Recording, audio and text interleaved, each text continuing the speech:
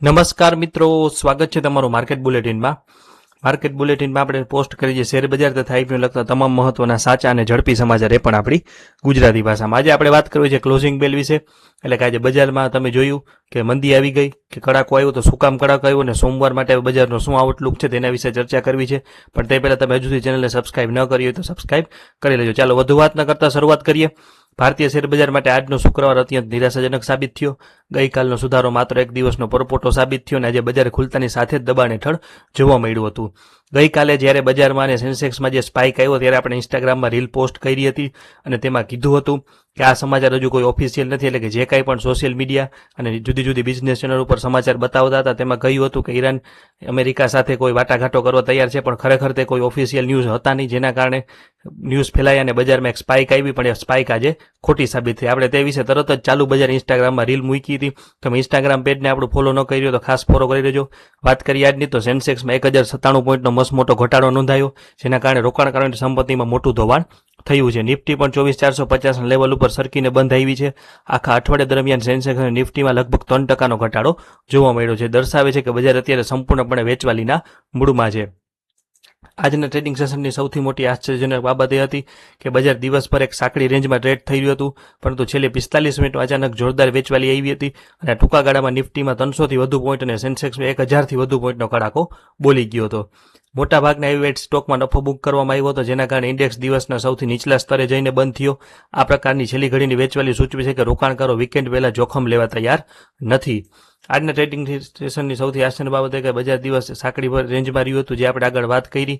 હવે વાત કરી કે આજના ઘટાડામાં સૌથી વધુ ફટકો બેન્કિંગ સેક્ટરને પડ્યો, જે બેંક નિફ્ટી 2%થી વધુ તૂટીને 57,783 ઉપર બંધ આવી છે. આ ઉપરાંત રિયલ્ટી, ઓટો અને પીએસયુ બેંકોમાં પણ 1 થી 2% ગાબડું પડ્યું છે.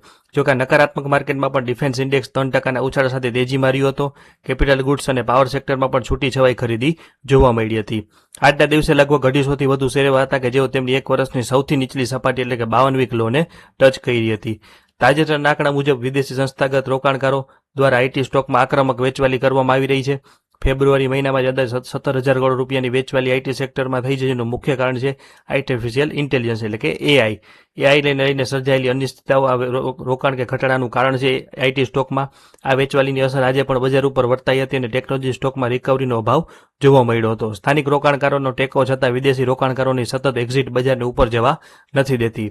સોમવાર માટેની વ્યૂહરચનાની વાત કરીએ તો સોમવાર માટે અને માર્કેટ આઉટલુક આગામી સપ્તાહ માટે બજારનું વલણ અત્યારે નકારાત્મક દેખાઈ રહ્યું છે. ટેકનિકલી જોતા નિફ્ટી હવે તેના મહત્વના સપોર્ટ લેવલ 24,300ની નજીક છે. જો સોમવારે બજાર આ સ્તરની નીચે જશે તો તે ઝડપથી 24,000 અથવા તેનાથી પણ નીચે જઈ શકે છે. ઉપરની તરફ હવે 25,000નું લેવલ એક મજબૂત અવરોધ એટલે કે રેઝિસ્ટન્ટ બની ગયું છે.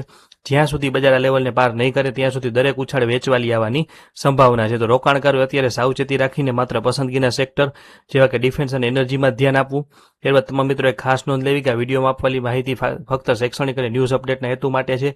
શેરબજાર રોકાણ બજારના જોખમોને આધીન છે. કોઈપણ જગ્યાએ નાણાં રોકતા પહેલા અથવા ટ્રેડિંગ લેતા પહેલા તમારા રજિસ્ટર્ડ ફાઇનાન્શિયલ એડવાઇઝરની સલાહ ચોક્કસ લેવી. અહીં શેર કરવામાં આવેલ મંતવ્ય નિષ્ણાતોના અંગત હોઈ શકે છે. આ અમારું અંગત મંતવ્ય છે, તેથી તમારી પોતાની સમજદારીથી રોકાણ કરવું હિતાવહ છે. કોઈપણ પ્રકારના નફા કે નુકસાન માટે અમે જવાબદાર નથી. તો મિત્રો, આજનો માર્કેટ રિપોર્ટ તમને ટૂંકમાં આપણું વિશ્લેષણ પસંદ આવ્યું હોય તો વિડીયોને લાઇક જરૂર કરજો અને તમારા બીજા રોકાણકાર મિત્રો સાથે માહિતી શેર કરજો, જેથી તેઓ પણ બજારની સ્થિતિથી વાકેફ રહીએ. શેરબજારની આવી દરરોજની સચોટ અપડેટ અને ગુજરાતીમાં ઊંડાણપૂર્વક સમજણ મેળવવા માટે આપણી માર્કેટ બુલેટિન ચેનલ અત્યારે સબસ્ક્રાઇબ કરો અને બેલ આઇકોન દબાવવાનું ના ભૂલતા. વાત કરીએ આપણે બજારના ક્લોઝિંગ બેલની ટૂંકમાં અને સોમવારના આઉટલુકની. છતાં પણ આપનું કોઈ મંતવ્ય કે કોઈ પ્રશ્ન હોય તો કોમેન્ટ સેક્શનમાં પૂછી શકો છો. આવા તમામ મહત્વના અપડેટ માટે જોડાઈ રહેજો માર્કેટ બુલેટિન સાથે, અને સબસ્ક્રાઇબ ન કર્યું હોય તો સબસ્ક્રાઇબ કરી લેજો.